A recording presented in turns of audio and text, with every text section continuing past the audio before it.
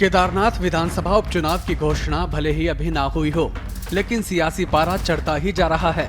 BJP ने जहां 5 cabinet मंत्रियों समेत कई नेताओं की फौज चुनावी लिहाज से मैदान में उतारी है, वहीं कांग्रेस ने केदारनाथ प्रतिष्ठा रक्षा यात्रा के बाद अब केदारनाथ में हो रहे पुनर्निर्माण कार्यों पर सवाल खड़े किए हैं, जिस पर कांग्रेस कोर्ट जाने की बात भी कह रही है। देखिए हमारी खास रिपोर्ट। प्रधानमंत्री नरेंद्र मोदी के ड्रीम प्रोजेक्ट में से एक केदारनाथ और बद्रीनाथ धाम में पुनर्निर्माण कार्यों पर कांग्रेस हमले बोल रही है, लगातार ऐतराज जता रही है।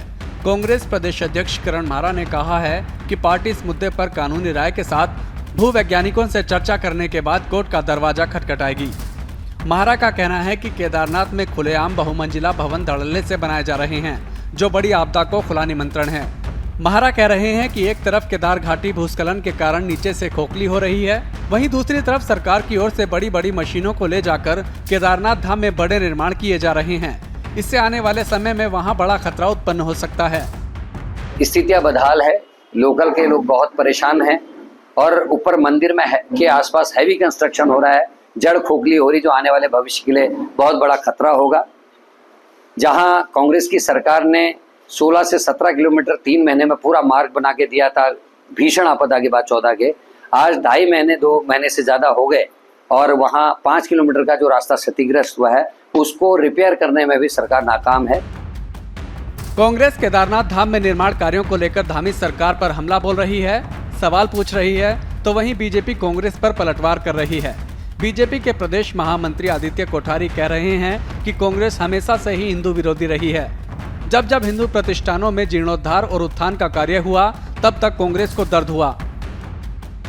कांग्रेस हमेशा ही हिंदुत्व की विरोधी रही है। जब कभी भी हिंदुत्व की प्रतिष्ठा के मान बिंदुओं पर कोई जो है उनके उत्थान के विषय में, उनके जीर्णोद्धार के विषय में कोई बात होती है, तो तब तब कांग्रेस को दर्द होने लगता है।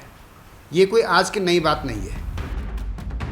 आदित्य कोठारी ने यह भी कहा कि बद्रीनाथ और केदारनाथ मास्टर प्लान के तहत जो भी कार्य हो रहा है उसका पूरी तरह से तकनीकी और भूगर्भीय परीक्षण किया जा रहा है। हर काम फूल प्रूफ तरीके से हो रहा है, कहीं कोई खतरे वाली बात नहीं है। बीजेपी का यह भी कहना है कि केदार घाटी में कांग्रेस की प्रतिष्ठा रक्षा यात्रा पूरी तरह से फ्लॉप रही है। उसे छिपाने के लिए अब कांग्रेस ने नया मुद्दा ढूंढा है, क्योंकि केदारनाथ विधानसभा में उपचुनाव भी होने हैं, इसलिए कांग्रेस वोटों के लिए जमीन तलाश रही है। तो राम के अस्तित्व को नहीं मानते हैं, सोमनाथ जी के मंदिर बनने का जिन्होंने विरोध किया, वो केदारनाथ धाम के अस्तित्व को बचाने के लिए अपनी यात्रा निकालते हैं। और जो यात्रा जो है उत्तराखंड कांग्रेस के द्वारा निकाली गई, वो पूरी तरह से फ्लॉप रही है। और उन्होंने ऐसे वक्त को चुना जिस समय केदार घाटी में आपदा आ रही थी।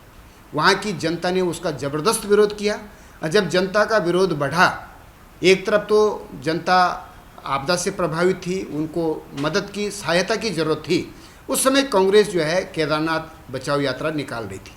तो जब जनता ने बहुत ज़बरदस्त उनका विरोध किया, तब उन्होंने यात्रा को बीच में स्थगित किया। हमारा एक प्रयास सफल रहा है कि मंदिर का निर्माण रुका है, लेकिन शिला नहीं आई। QR कोड से पैसा जमा था, वो उत्तराखंड नहीं आया है। गर्भगृह के नियम तोड़ने में प्रधानमंत्री ने माफी नहीं मांगी है, और सोने की चोरी पे हाईकोर्ट के जज की देखरेख में जांच नहीं बैठी है। कृष्णा माई का नाम वापस नहीं हुआ है, और हमारे शंकराचार्य जी से अभी तक किसी ने माफी बीजेपी के लोगों ने नहीं मांगी है।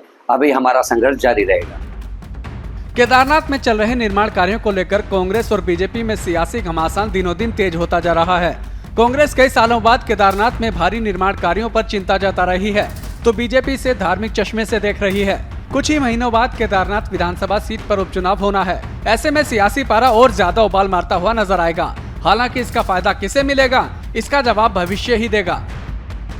ब्यूरो रिपोर्ट, श्रेष्ठ उत्तराखंड।